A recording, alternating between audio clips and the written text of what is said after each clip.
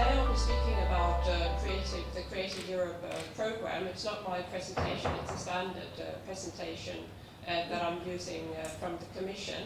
And while we're waiting for the technical side to function, I can introduce the Creative Europe program overall. But first I'd like to know, hands up, how many people have heard about the Creative Europe program? So quite a number of you. And I'd also like to know how many people in this room have applied and successfully had money from the previous culture program, EU culture program. Anyone who applied from that? No one? Oh, you have, yes.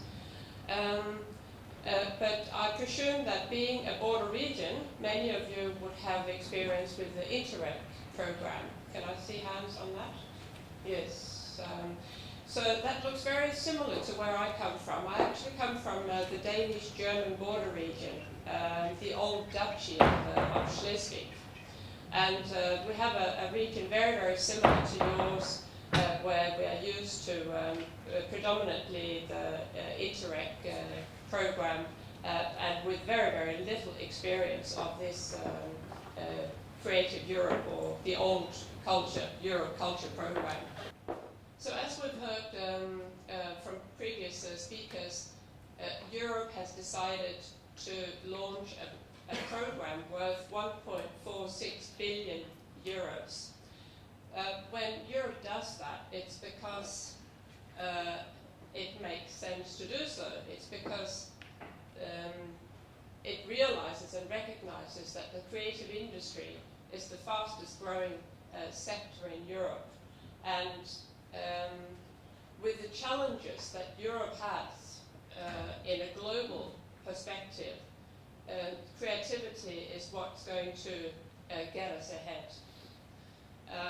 I'm just thinking about the OECD predictions of an additional 3 billion middle-class people in the world by 2050. That's not really that many years off.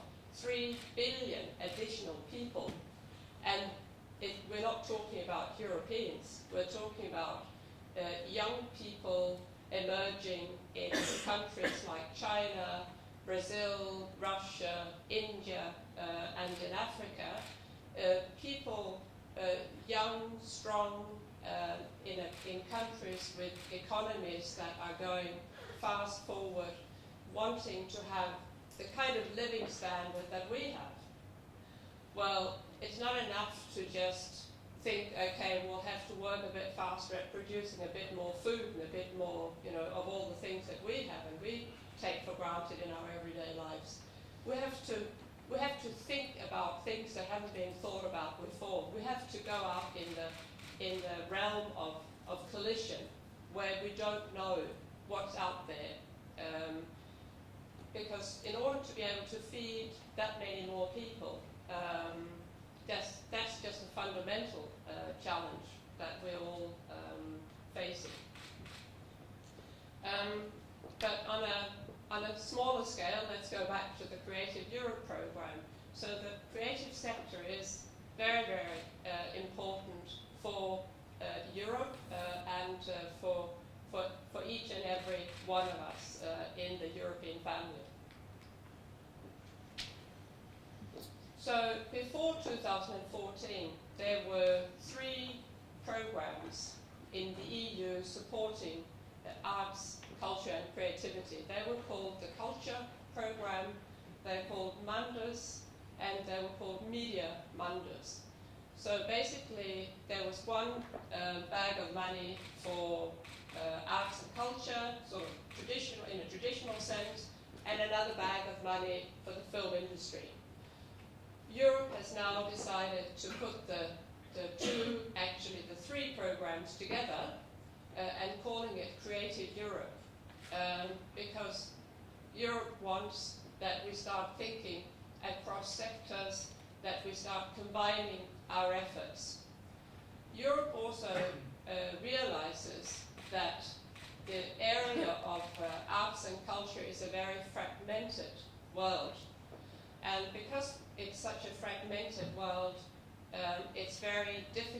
to have a resonance.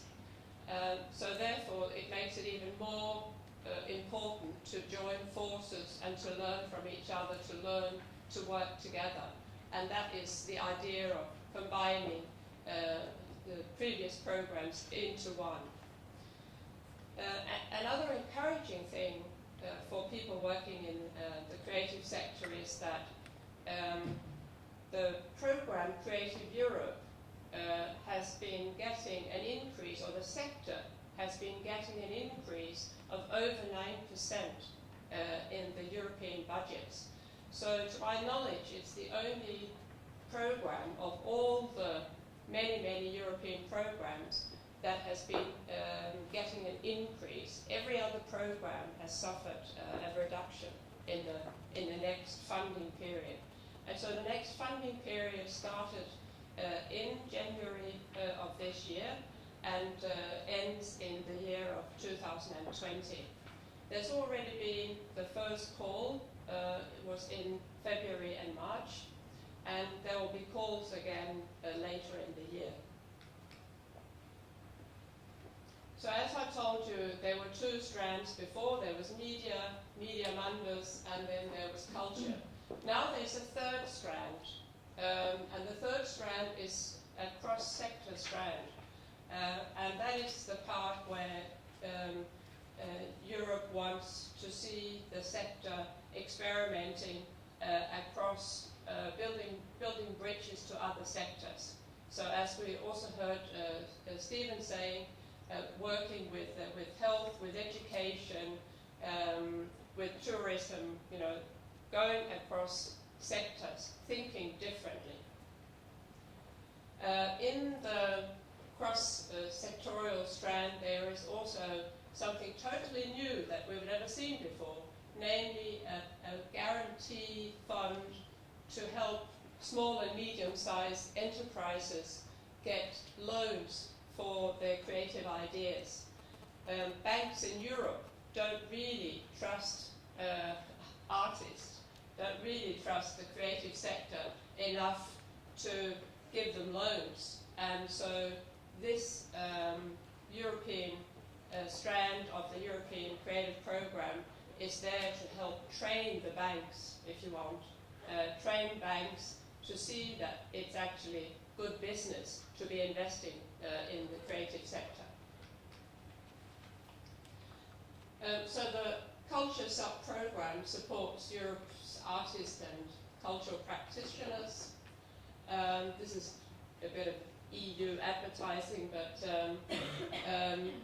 what it means is that individuals can actually not directly apply for the money. You need to be part of a consortium, but the end beneficiary will be about 250,000 artists, cultural professionals, and so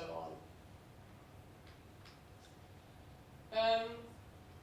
The program also encourages networking across Europe, but also outside of Europe. So you don't necessarily have to just work together with another EU country, but you can go beyond Europe and work with countries in the outer borders of Europe, and there are even possibilities of working with countries outside of that altogether.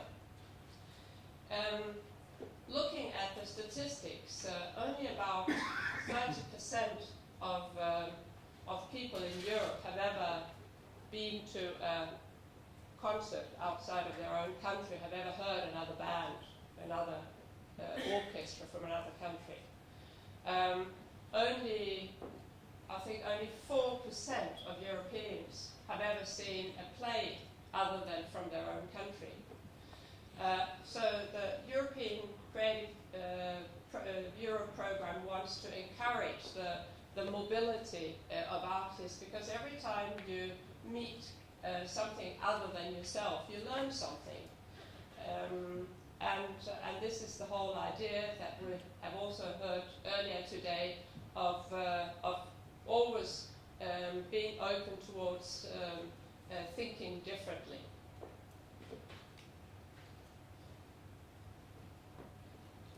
culture is a great, valuable sector, and most people have read a book in their lives, but not a lot of people have read books from other countries. So Europe has, how many different languages? I think 26 different languages, official, 26 different languages. We have about 60 different minorities in Europe that also have their own little minority languages. You have a minority language yourselves in Ireland. But the rest of us have difficulties enjoying that without the facility of translation. And this is also an important part of what the European programme will support, translations of literary works. And the media sub-programme will support the European audiovisual industries, and also encourage training. This does not just go for the film industry, but also for the creative industry in general, that capacity building is an area that needs to be supported a lot, but in particular in the film industry. Distribution, following on to what I just said before, distribution of European films to other countries, also outside of Europe, but also for the more traditional cultural industries. Audience development, there's money put aside for developing new audiences.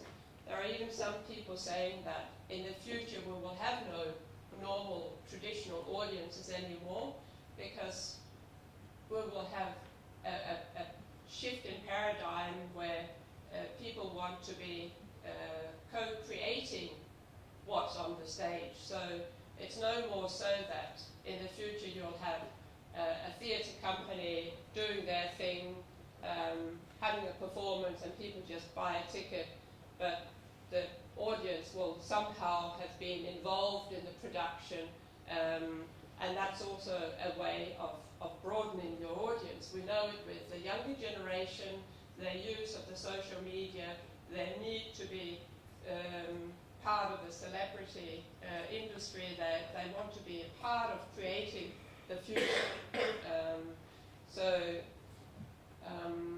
Audience development, not just as in getting more traditional audience, but thinking up new ways of being audience and producers at the same time.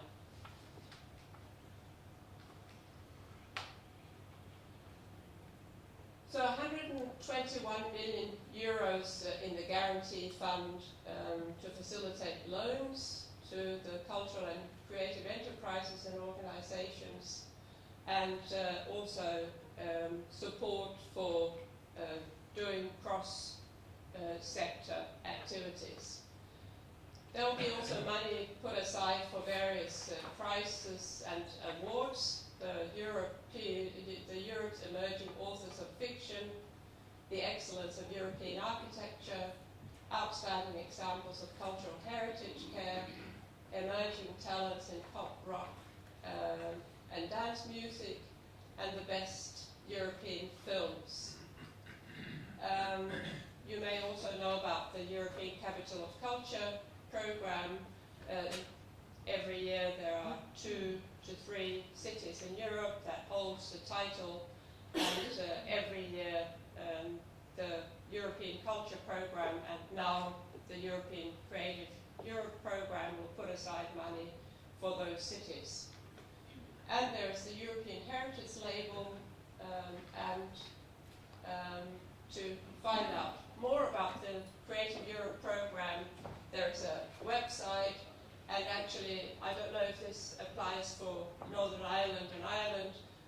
In other countries, you have a culture creative point, like a desk where you can call a local or an office where you can call a person to discuss your ideas and to see if you'd be eligible for funding.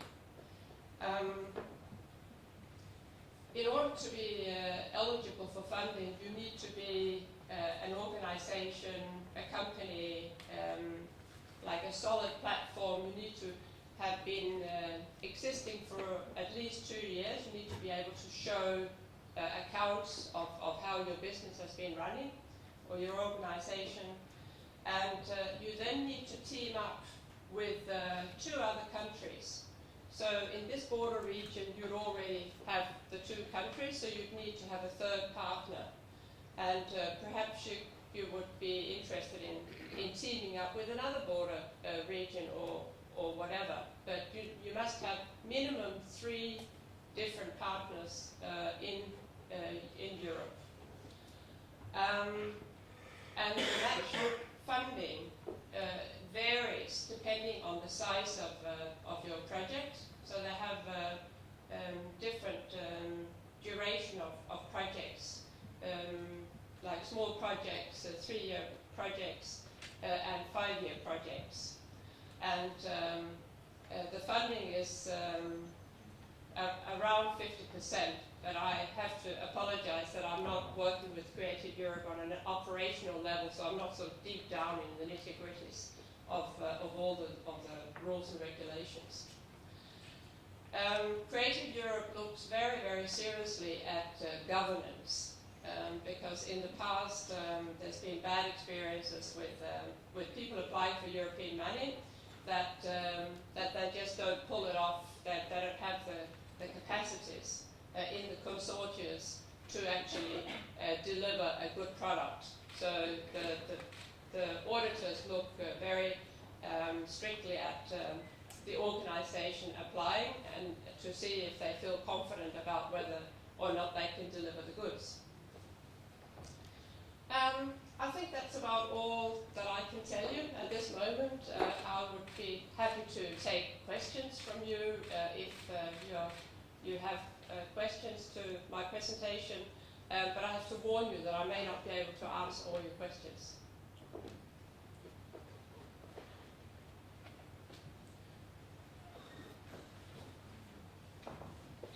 Okay, if you don't have a pressing question right now, you are very welcome to approach me in the break, and we can talk about it later. So for now, I'd say thank you very much.